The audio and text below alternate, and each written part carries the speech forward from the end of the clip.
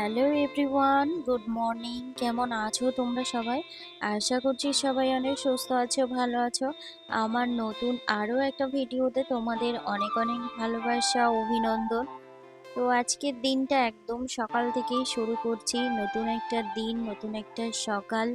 তো চলো, আশা করব সবাই আমার পাশে থাকবে শেষ পর্যন্ত, ভিডিওটা দেখতে থাকো।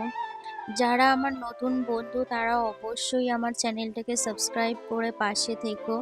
বাইরে হচ্ছে ঝমঝমি বৃষ্টি, আর সকালে ঘুম থেকে উঠে একটু চা না খেলে মনটা ঠিক ভালো লাগে না, আর মেজাজটাও ভালো থাকে না। কাজের দিক থেকে কোনো এনার্জি পাওয়া যায় না। সেই জন্য সকালবেলা উঠে ফ্রেশ হয়ে আগে এক কাপ চা খেয়ে নিই। এটা আমার প্রত্যেক দিনের রুটিন। চা না খেলে আমার দিনটা একদমই ভালোভাবে শুরু হয় না। তো সেই জন্য সব কাজ বাদ দিয়ে আগে চা করে নিই। যারা চা ভালোবাসে তাদের কাছে সকাল হোক দুপুর হোক, কোনো চা খাওয়ার কোনো নির্দিষ্ট টাইম নেই, যেরকম আমি। যাই হোক, বর গেছিল বাজার করতে, তো সেখান থেকে ফেরার পথে কচুরি আর ঘুগনি নিয়েছে। এটা খেয়েই সংসারের কাজে লেগে পড়বো। হ্যাঁ, তার মধ্যে একটু ফোন দেখছিলাম, নিজের ভিডিও এডিটিং এর কাজ ছিল সেগুলো করে, তারপরে একটু বাবুকে নিয়ে খেলা করে ওর সঙ্গে টাইম দিয়ে তারপর কিন্তু আমি কাজ করছি। একেবারেই কিন্তু চা খেয়েই কাজগুলো করছি না, যেহেতু ভিডিওটা কেটে কেটে করা, তো সেই জন্য এরকম মনে হতেই পারে। আমার বরের যেহেতু সকালে কোনো কাজ থাকে না, সেজন্য আমার রান্নার তাড়া বা সকালে খাওয়া দাওয়ার কোনো ব্যাপার থাকে না। যেদিন যেরকম হয় সেভাবেই আর কি দিনটা শুরু করি। চা খেয়ে নিই সকালে, আর আমি সকালে বেশি দিন বেশিরভাগ দিন কিন্তু কোনো ভারী খাবার খাই না, কারণ কোনো ভারী খাবার খেলে আমার কাজ করতে একটু ভালো লাগে না। সেই জন্য চা খেয়ে নিই সকালে উঠে, তারপর সমস্ত কাজ বাজ সেরে তারপর কিন্তু দুপুরের খাবারটা খাওয়া হয়। রাতের বাসনপত্র ছিল সমস্ত কিছু, অন্যান্য দিন কিন্তু আমি মেজে রেখে দিই রাত্রিরে। তবে বেশ কিছুদিন যাবৎ ভালো লাগছে না, মেয়ে জ্বালাতন করে, সেই জন্য রাত্রিরে কাজ করে হয়ে ওঠে না। তো সেই জন্য সকালে উঠে বাসি কাজগুলো করে নিয়েছি, ঘর ঝাড় দিয়ে নিয়েছি, বর চলে গেছে ঘরে, বাসি বিছানা তুলে সমস্ত কাজ করে বাবুকে খেলতে দিয়ে আমি কিন্তু কচুর শাক তুলে নিয়েছি। বাড়ির পাশে হয়েছিল, তো সেই কচু শাকটা আমি বেছে নেবো, একদম অল্প করেই নিয়ে এসেছি। আগের দিন ইলিশ মাছ নিয়ে এসেছিল, তো ইলিশ মাছের মাথাটা আমি রেখে দিয়েছিলাম, ভেবেছিলাম যে কচু শাক দিয়ে করব।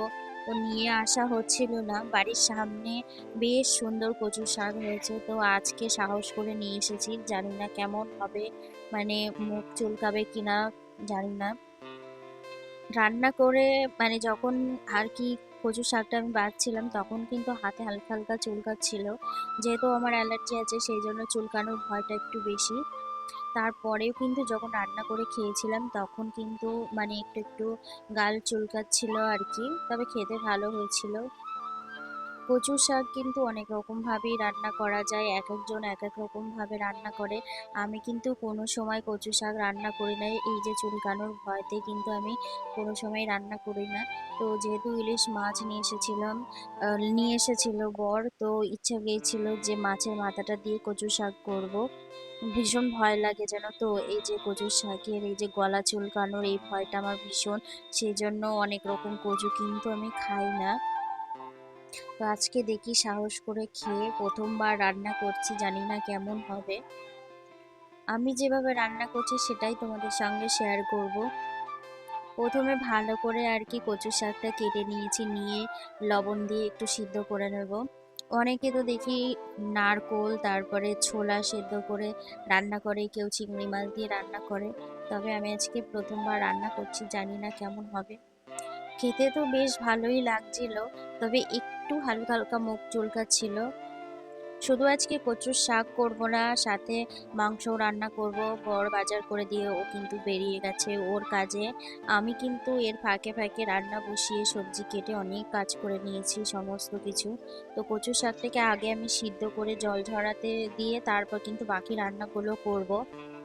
বড় মেয়েকে স্কুলে ওর বাবা দিয়ে তারপর চলে গেছে কাজে, আর ছোটটা তো খেলা করছে। ও এখন খেলতে শিখে গিয়েছে, ও কতক্ষণ বা ঘুমের আশায় রেখে দেবো, সেই ঘুমাতে দেরি করে, একটু সমস্যা করে। তো সেই জন্য আর কি ওকে খেলনা দিয়েছি, বল টল দিয়েছি, ও খেলা করছে, আমি এদিকে কিন্তু রান্না বসিয়ে দিচ্ছি। তারপর ওকে স্নান করাবো, খাওয়াবো, ঘুম পাড়াবো। আজকে একটু ঘুম থেকে উঠতে দেরি হয়ে গিয়েছে। রাতে জানো তো ফোন দেখতে দেখতে একটু দেরি হয়ে যায় ঘুমাতে, সেজন্য সকালেও উঠতে কিন্তু দেরি হয়ে যায়। দুই দিকে দুটো কড়াই বসিয়ে দিয়েছি, দিয়ে দুই দিকেই রান্না চাপিয়ে দেবো, তাড়াতাড়ি হয়ে যাবে। মাংসর জন্য আলুটাকে আমি ভেজে নিয়েছি, কারণ সবসময় আমি আলু ভেজেই মাংসর মধ্যে দিই। কারণ কি বলতো, এই এখনকার আলু না এত মিষ্টি খাওয়া যায় না, একটু সেদ্ধ করে নিলে ভালো হয়, তবে টাইম থাকে না, তো সেই জন্য আর কি ভেজে নিই বেশ ভালো করে, লাল লাল করে ভেজে নিলে মাংসর মধ্যে দিলে কিন্তু বেশ ভালো লাগে খেতে। অনেকটা জামা কাপড় আছে, তবে যা ওয়েদার খারাপ, কি মানে কাচবো কি কাচবো না সেটাই ভাবছি। মানে কেচে দিলেও সেই ভিজে গন্ধ বেরোবে, সেই জন্য রেখে দিয়েছি, ভাবছি আজকে কাচবো না, ধুয়ে কমফর্ট দিয়ে আর কি জল ঝরিয়ে রেখে দেবো, কালকে যদি মানে রোদ্দুর ওঠে তাহলে আবার মেলে দেবো। মানে সকাল থেকে এত ওয়েদার খারাপ, একবার বৃষ্টি হচ্ছে একবার থেমে যাচ্ছে, আর তার মধ্যে তো হাওয়া আছে, জামা কাপড় উড়ে এদিক ওদিকে চলে যাচ্ছে, পড়ে যাচ্ছে কাদার মধ্যে। তো সেই জন্য আর কি ভাবলাম যে আজকে থাক, জামা কাপড়গুলো আর মেলবো না, বারবার তুলে নিয়ে আসা ঝামেলা, এটা একদম করতে ভালো লাগে না একা হাতে। ওদিকে তো সংসারের সমস্ত কাজ বাজ আমি করে নিয়েছি রান্নার ফাঁকে ফাঁকে, তো রান্নাটাও আমি বসিয়ে দেব। তারপর কিন্তু বাবুকে যাব ঘুম পাড়াতে। অন্যান্য দিন তো বাবুকে ঘুম পাড়িয়ে তারপর রান্না করি, তবে আজকে একটু মানে ওকে জাগিয়ে রেখেছি, যেহেতু ও দেরিতে ঘুম থেকে উঠেছে, তো সেই জন্য ও এখন খেলাচ্ছে আর আমি এদিকে রান্না করছি। আমি তারপর জানো তো ঘরে যখন যে কাজটা করি ভাবি যে তোমাদের সঙ্গে শেয়ার করব, কিন্তু শেয়ার করা হয় না। মানে কি বলবো, ছোট বাচ্চা নিয়ে সবকিছু একা হাতে সামলানো কিন্তু একদম সহজ ব্যাপার নয়, তবে যতটা পারি ততটা কিন্তু শেয়ার করার চেষ্টা করি, যতটুকুই শেয়ার করছি। আশা করব তোমরা সবাই আমার পাশে থাকবে নতুন বন্ধু হয়ে। এই বৃষ্টির মধ্যে জানো তো আর একটা দায়িত্ব পড়ে গেছে, মানে শ্বশুররা কিনবে ফ্রিজ, তো সেই জন্য আমাকে যেতে বলেছে, যে দেখে ভালো কোনটা কি মানে ভালো হয় আর কি সেটা দেখে। তো যাবো আর কি, রান্না বান্না করে খাওয়া দাওয়া করে স্নান করে একদম 3:30 থেকে 4টের মধ্যে বেরানোর চিন্তা ভাবনা আছে, তবে জানি না কতদূর সম্ভব হবে, যা বৃষ্টি পড়ছে। তো ওনারা ফ্রিজ কিনবে, ওনাদের যেহেতু দোকান আছে সেই জন্য আর কি ফ্রিজ লাগবে আর কি, নিজস্ব ফ্রিজ থাকা ভালো নিজের মানে জিনিসপত্র রাখার জন্য। তো সেই জন্য আর কি যাব আমি সঙ্গে, আর ওদিকে তো বর আছে বাড়ার সাথে, তো ওখান থেকে ও সঙ্গে যাবে, আবার ফোন করে বলে দিল, তো সেই জন্য আর কি তাড়াতাড়ি করছি। যেখানেই যাই না কেন আমার কিন্তু রান্না বান্না ঘরের সমস্ত কাজ বাজ করে গুছিয়ে রেখে তারপরেই কিন্তু যেতে হয়। যদি ফেলে রেখে দিয়ে কোথাও যাই কোনো কাজ, সেই কাজটা কিন্তু আমার বাড়ি এসে আবার আমাকে করতে হয়। তো সেই জন্য চেষ্টা করি যেখানেই যাই না কেন সংসারের কাজগুলোকে গুছিয়ে রেখে যাও। এরকমই হয়, সমস্ত কাজ গুছিয়ে রান্না বান্না করে তারপর স্নান করতে কিন্তু অনেকটা বেলা হয়ে যায়, প্রায় 3টে 3:30 এরকম হয়ে যায়। ওই কাজ ফেলে রেখে দিলে কিন্তু কাজ পড়েই থাকবে। বাবুকে এর মধ্যে ঘুম পাড়িয়ে দিয়েছি, স্নান করিয়ে মেয়েকে নিয়ে এসেছি স্কুল থেকে। রান্না বসিয়ে মানে অর্ধেকটা বসিয়ে দিয়ে আর কি ওকে তাড়াতাড়ি করে নিয়ে এসেছি, গিয়ে মানে স্কুলে আনতে গিয়েছি, গিয়ে দেখলাম যে আমার জন্য দাঁড়িয়ে আছে স্কুলের গেটের সামনে, মানে আজকে একটু দেরি হয়ে গেছে আনতে। বড় মেয়েটাকে স্কুল থেকে নিয়ে এসেছি, নিয়ে এসে ওকে খাইয়ে দিয়ে তারপর পুচকুটা উঠে পড়েছে, ওকে ওর ওর দাদুর কাছে দিয়ে আমি আবার এদিকে রান্নার যতটুকু বাকি ছিল সেই রান্নাটা করে নিয়ে সমস্তটা মেজে বাসনপত্র রান্নার জিনিসপত্র যা নোংরা হচ্ছিল সেগুলো সমস্তটা মেজে নিয়ে তারপর কিন্তু গ্যাস ট্যাস সমস্ত কিছু মুছে নিয়েছি। কারণ আজকে রান্না করতে করতে না গ্যাসের মানে তরকারিটা যখন ঢালছিলাম তখন গ্যাসের উপর অনেকটা তরকারির ঝোল পড়ে গেছিল, আর গ্যাসের এখানটায় মানে মুছে নিলে না খুবই ভালো হয়, রান্না বান্না করতে কিন্তু ভালো লাগে। আমি চেষ্টা করি রান্নার আগেও একবার গ্যাস মুছে নেওয়ার, যদি খুব বেশি নোংরা হয়ে থাকে, আর যদি হালকা হয়ে থাকে তাহলে একটু ভিজে কাপড় দিয়ে কিন্তু মুছে নিই। তো আর রান্নার পরে তো মুছতেই হয় গ্যাস, তেল চিটচিটে ভাব একদম ভালো লাগে না। তো সেই জন্য একেবারে রান্না করে সমস্তটা গুছিয়ে নিয়ে তারপর কিন্তু যাব স্নান করতে। ফেলে রাখলেও কিন্তু সেই আমাকে পরে করতে হবে, ওই জন্য যে কাজটা যখনই আর কি হাত দিই সেটা পুরোটা শেষ করে তারপর কিন্তু আমি অন্য কাজ করি। জানি না কবে নিজের একটা পছন্দ মতো মানে সুন্দর করে গোছানো রান্নাঘর হবে, তবে আমার একটা সুন্দর পরিপাটি গোছানো রান্না ঘরের ভীষণ শখ, ঘরের শখ ছিল, তবে এখন মানে যত দিন যাচ্ছে তত কিন্তু আমার কিন্তু রান্নাঘরে ভীষণ শখ হচ্ছে।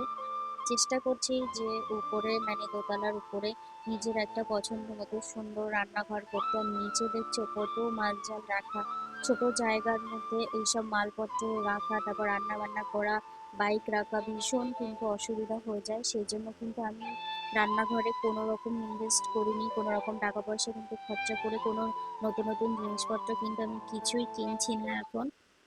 মানে চিন্তা ভাবনা আছে আর কি, উপরে নিজের মানে সুন্দর মতো রান্নাঘর করব। জানি না কবে সেটা করতে পারবো। আমার ভীষণ শখ সুন্দর একটা গোছানো রান্নাঘর থাকবে, আমার পছন্দ মতো সমস্ত কিছু থাকবে, নিজের পছন্দ মতো করে সাজিয়ে গুছিয়ে সুন্দর করে রাখতে পারবো।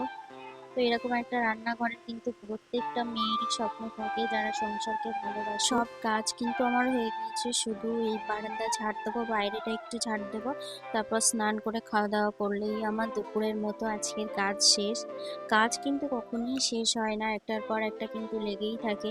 তবে রান্না বান্নায় সংসারের টুকটাক কাজকর্ম শেষ, এরপরে তো এখনো বিকালের কাজকর্ম, সন্ধ্যাবেলা মানে কাজ করলে কাজ ফুরাবে না এরকম একটা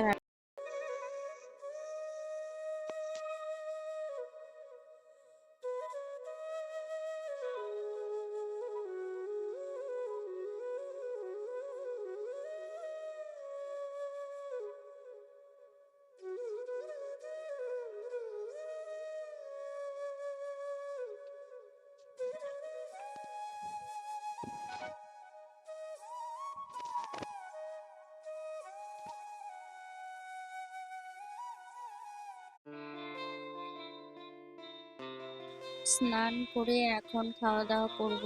এই যে দেখো কতটা কচু শাক, একদম এইটুকু হয়ে গিয়েছে। খাওয়া দাওয়া করার পরে একদম সময় নষ্ট করিনি, তাড়াতাড়ি রেডি হয়ে গিয়েছিলাম। তো খেতে খেতে আমার প্রায় 3:30 বেজে গেছিল। তো এখন রেডি হয়ে নিয়েছি, মামাকে রেডি করে দিয়েছি। তো সবাই মিলে এখন বেরিয়ে পড়বো রেডি হয়ে। বাচ্চাগুলো খুব এক্সাইটেড কোথায় যাচ্ছি, আর খুব আনন্দ পাচ্ছে ওরা, মানে কি আনন্দ করে যাচ্ছে। তো সবাই একসঙ্গে কোনো জায়গায় গেলে কিন্তু ভীষণ মজা হয়, তবে ছোট বাচ্চা থাকলে দুষ্টুমি তো করবে। তো এখন আমরা প্রায় বারাসাতের কাছাকাছি চলে এসেছি। আমরা যাব স্মার্ট বাজারে, রিলায়েন্সে।